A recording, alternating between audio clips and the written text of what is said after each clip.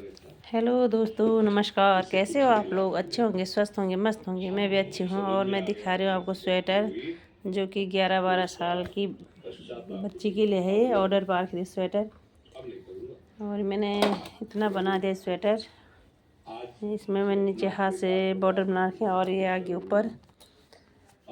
ऊपर मैंने बुनाई डाल के साइड में मोड़ है, बीच में डबल मोड़ है और साइड में ये है 3 मोड़ है इस पे।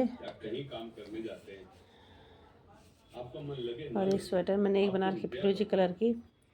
ये अभी कंप्लीट नहीं हुई, इस पे बटन लगाना बाकी है। जब कंप्लीट बटन लगा दूंगी, कंप्लीट हो जाएगी तो आपको बताऊंगी।